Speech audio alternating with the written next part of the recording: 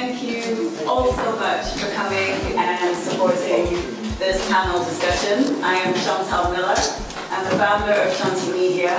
Shanti Media is a platform for the sharing and promotion of mainly contemporary Caribbean art. We started off as a digital platform, mainly just through our website and Facebook and social media. And now we've kind of branched off into almost organically curating exhibitions, hosting panel discussions, and events that pretty much tell the story of the Caribbean and its diaspora through film, mainly, photography, dance, any types of performance art. So thank you all for coming and supporting. We're going to start off by introducing my esteemed panel of photographers. So Lizzie Brown is here from Jibwell. Her heritage is Jamaican. Mr. Colin.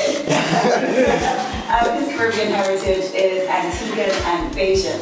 We have the two trainees on the end, Brian Quaver and Kevin Joseph, our photographers.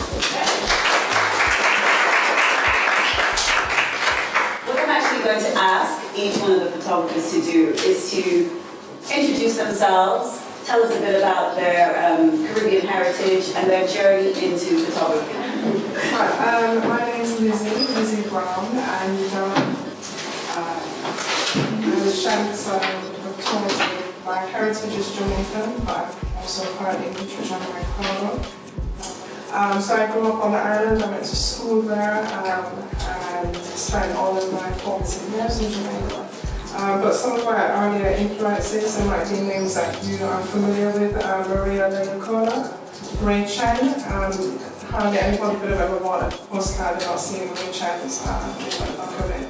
And a very dear friend of mine called Charlene Collins, who's actually quite important in my life because she's really one of the people who in the last 5 or 6 years really brought my passion into photography. So I've kind of always been a shout-bug, which is a term they use for people who like to snap. I find influences in everything, you know. I'm a person who will have random conversations with people on the train just because they're a random person on the train and you never know who they be. Hi, I'm Brian, and like Lizzie, I was born here. I went back to Trinidad at the age of 3. Long before Lizzie went. I have no recollection. I was 3 years old when I went back to Trinidad. I was fortunate to have grown up in Trinidad. The cultural mix, the exposure to culture in Trinidad. I don't think, if I grew up here, I would not have appreciated it as much as I do now. African events, Caribbean events, that's what I do. I'm there, whether it's spoken word events, soca fete, carnival, steel band, calypso concert. Sparrow's last concert here was there. I don't know if it was to be his last because he is so frail now, but I said I had to be there no matter what. For 10 years. I started training as a photographer 17 years ago, practically accident. I had a choice at GCSEs to do art or to do photography. Seeing as I can't draw, I chose photography. My practical working photography started in nightclubs. It progressed from there. I eventually started going into more editorial work, which is magazines, various magazines across the UK, and then it branched out to internationally. And then I now shoot still life, editorial, a bit of advertising as well, and I mix in there my cultural heritage. JD Sports is one of my clients, Adidas has been my client for years, Puma.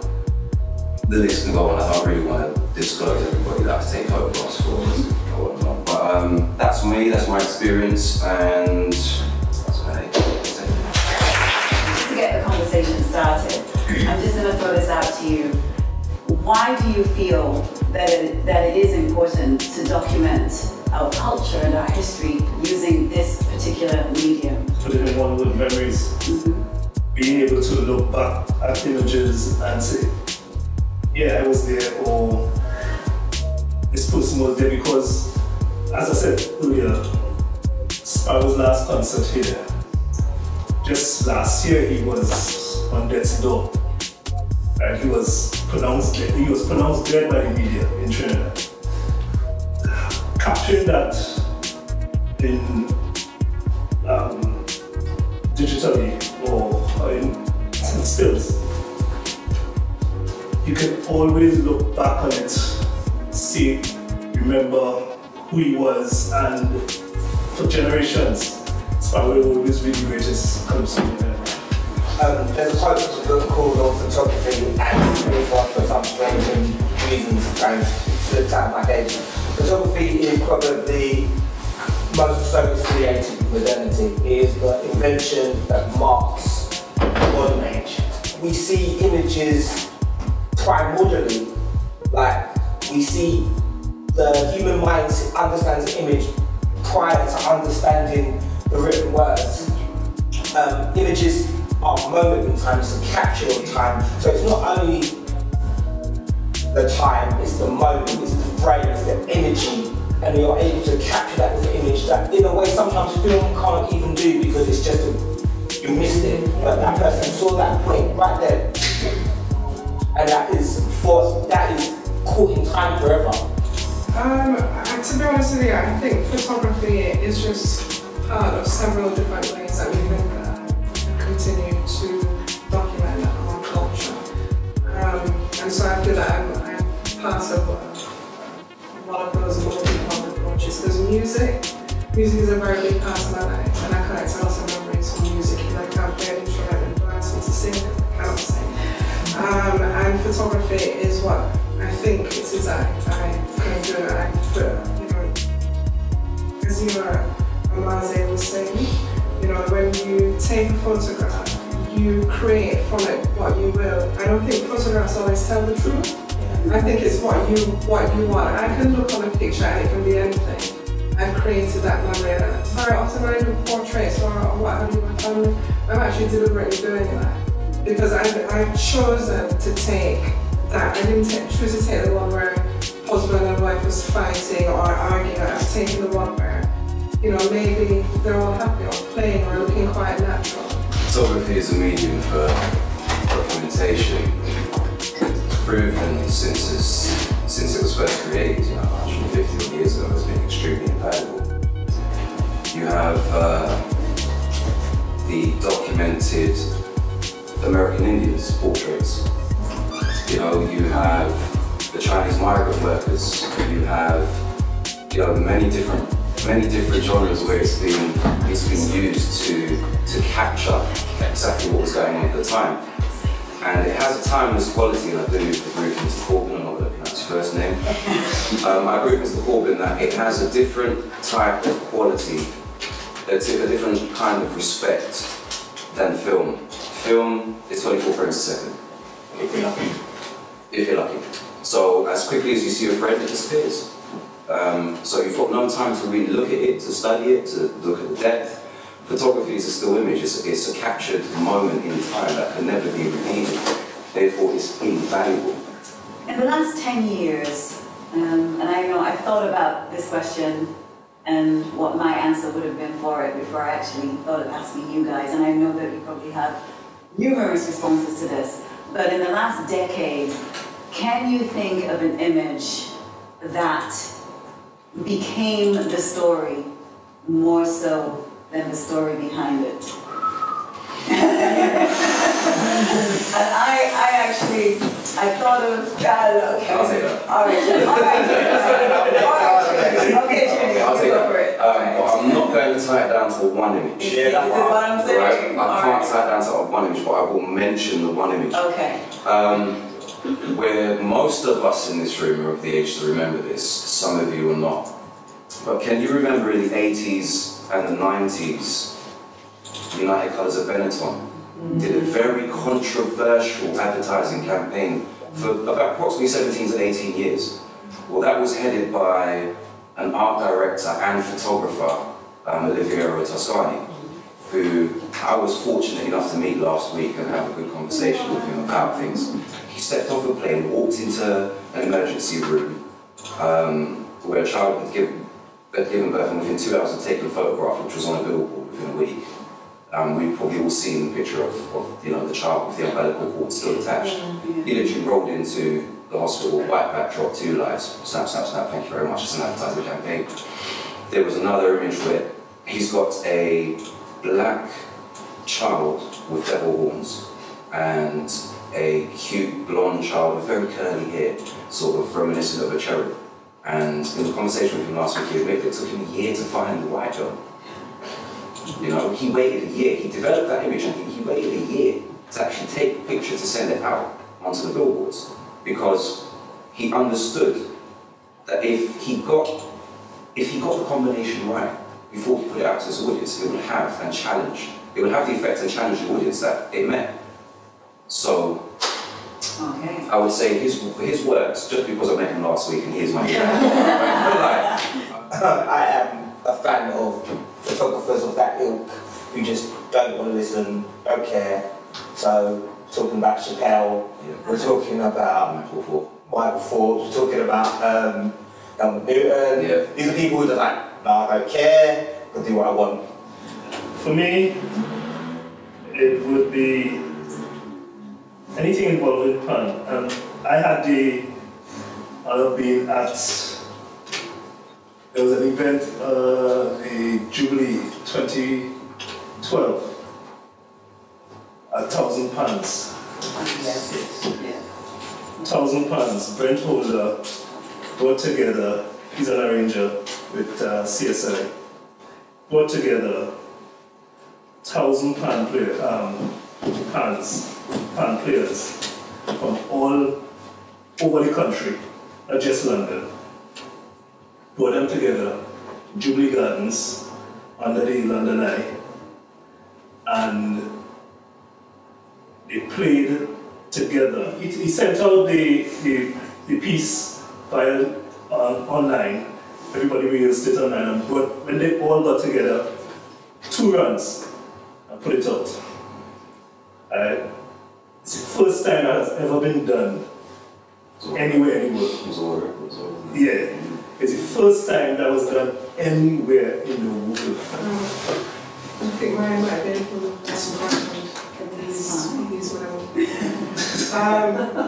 for me, any images that I found within any kind of photo album at home are powerful images to me. I love to see those pictures that just non-photographers, your mom who's cut their head off, the mom with a finger that's in front of the frame, and they bring so much humor and realness to an image, and I just love to look through those. I still keep photo albums, and funny enough, the pictures that would be in those albums are the ones I take using film that I shoot on 35mm. Well, what we're going to do now is actually take a look at some of your work.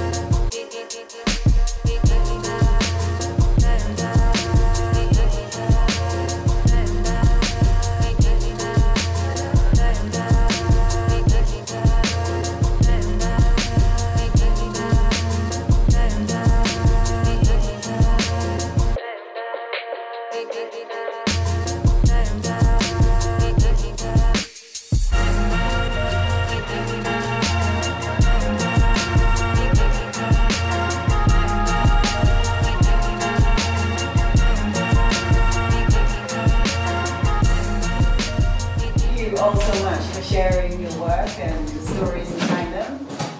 Kevin, I'm just going to go from a point that you made just at the very end where you said, you know, you were saving them for your personal library.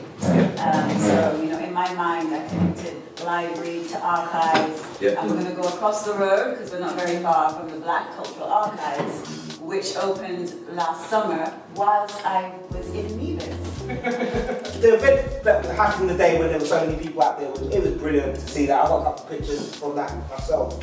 But I can't help but feel it was just a tiny bit contrived, like anything, like anything that the powers that be allow you to do.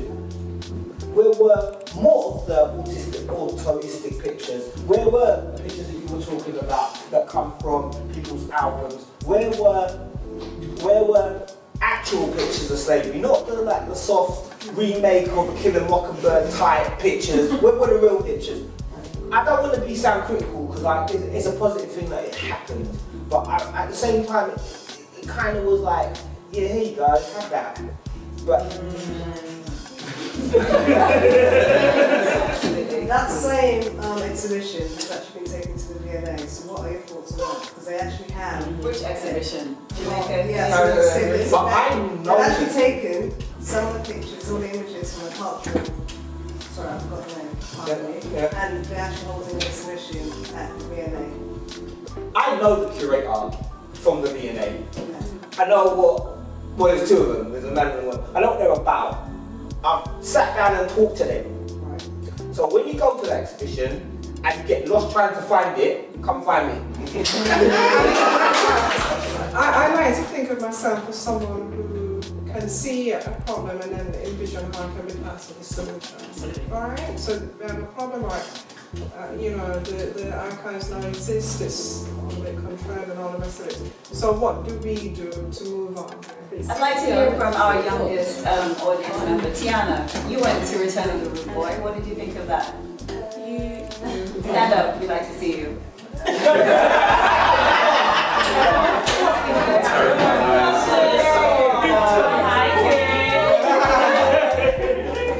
What did you think of Return of the Rude Boy?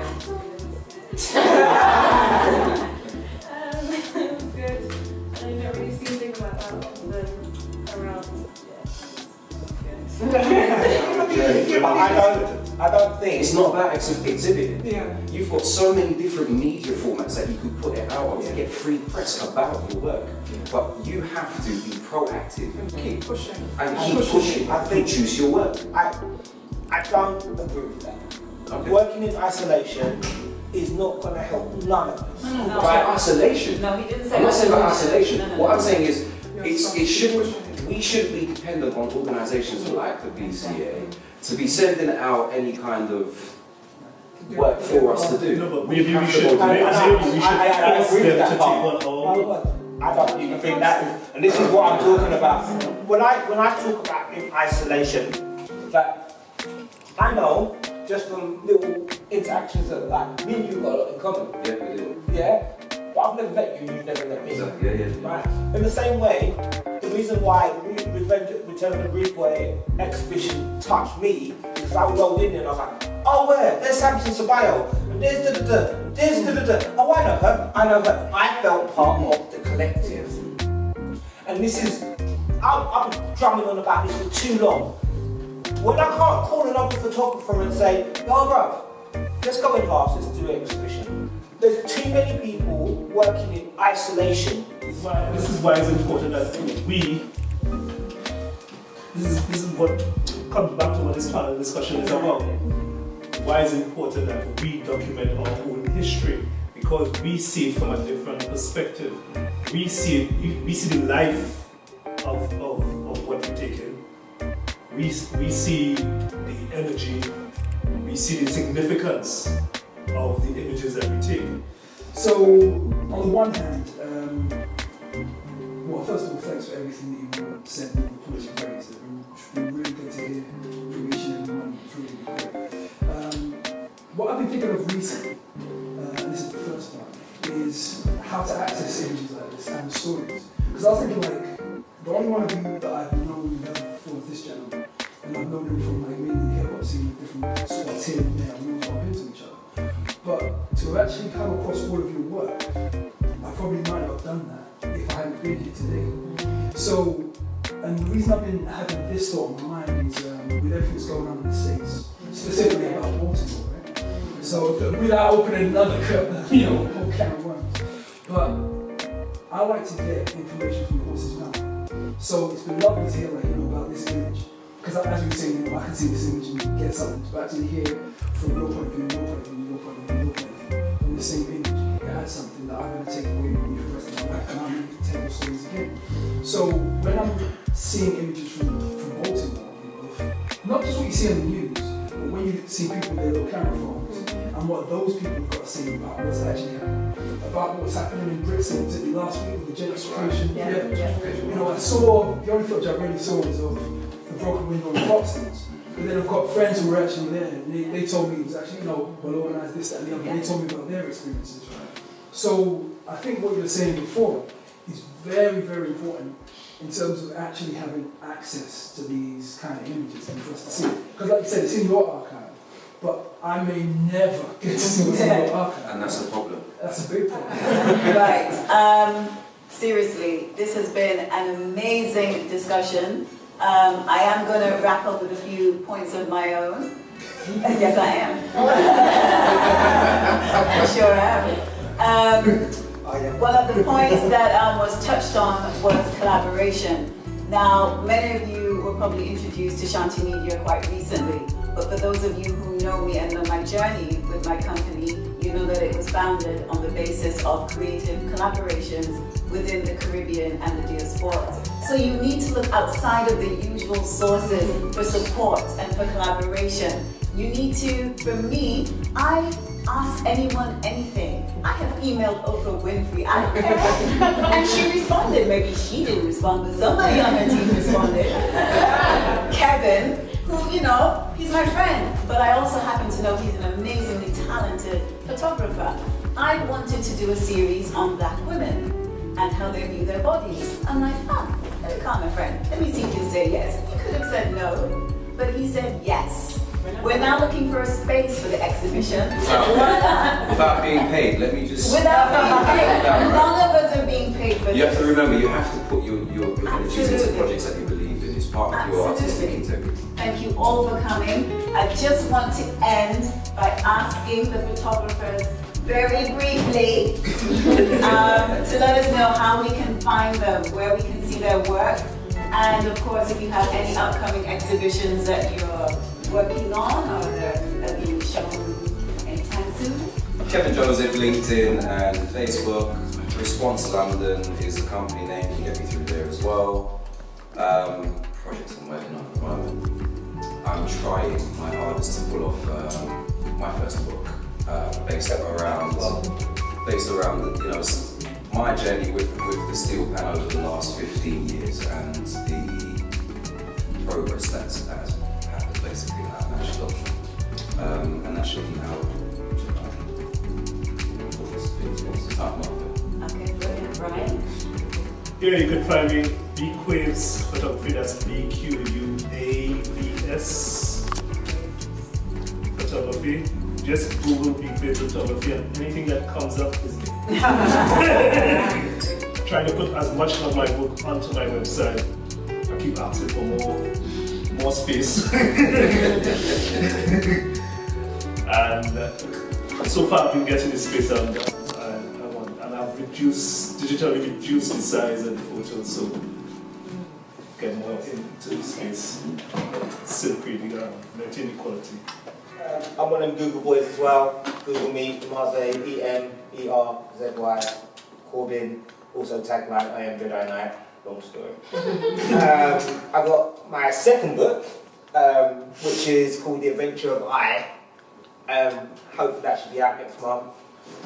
I'm currently actually trying to ask for willing participants for a project that I have called Kings and Queens.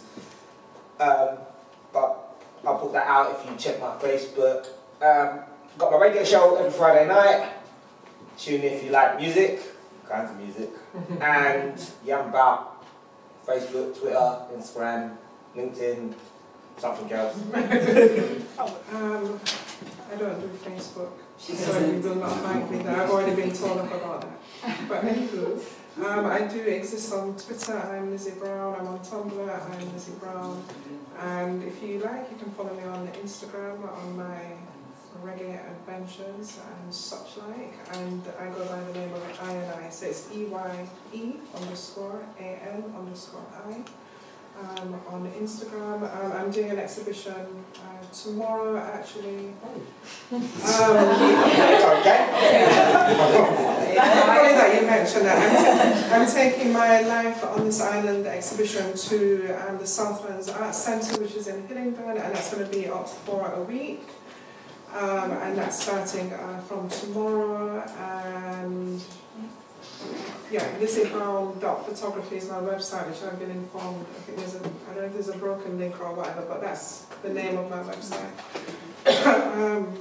And yeah. I really enjoyed it. I thought it was really informative. You know, not everyone agreed on the same thing, which is always interesting in an event like this. And I learned quite a lot about the artists, about the photographers, creative processes and how they approach their work. And it was just really interesting to hear their insight. Yeah, very good. Fantastic. Exquisite presentation, very professional.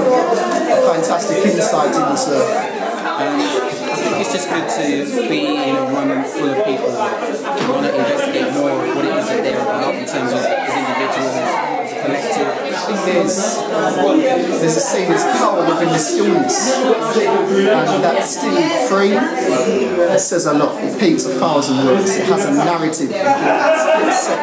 It was awesome. It was an eye-opener, and it kind of raised some challenging thoughts in terms of photography as a whole and what people view it as. And it's actually quite interesting to actually view it, see it from the photographer's own point of view in terms of why they're doing it in the first place and why those images exist, as opposed to someone like an outsider viewing it kind of from a different perspective. So it was a real eye-opener, very interesting, and I want to see more of these panel discussions. I liked it, but it only scraped the surface of what we needed to discuss. And of course, it's 2 hours, so you know, people say a day talking about it, but I felt a bit frustrated because I didn't go in enough. I think it was a good start, though. I think even now we're still kind of debating about some things. So I think it's generated a lot of thought, a lot of things we can do, but I would love to see an extended version of this. Oh, this is great, man. It's like, this kind of stuff's always needed. When it comes to anything to do with media or anything to do with, what's it called, game community, I thought it was good. That's fun again. What was your favourite picture? Everyone has one. I don't actually know. I liked a lot. I liked the football one. I liked the one of the little girl as well. She was really that's a favourite. Oh, wonderful. I'm so glad I came. I love taking photographs, and I've written a book, and I've been here a lot longer than all of you have. It was very interesting to hear all the new modern opinions. My favourite picture was this little girl. It was so natural and so basic and so real. Photography is about the moment. She just looked up and they snapped her. Yes, it was amazing. Really informative. I really enjoyed it. I did love Kevin shot the little girl, also one of his auntie, the side profile of her looking out onto the city. Yeah. I thought it was really good. The range of different photographers and different practices was really interesting. I think it went really well. I think it could have gone on for another 3 hours or so. I think it was great. Really good subject. And yeah, people just sort of pinpointed some really good things. Thank you, Lucy. It's been absolutely wonderful. And yeah, we'll see you again real soon.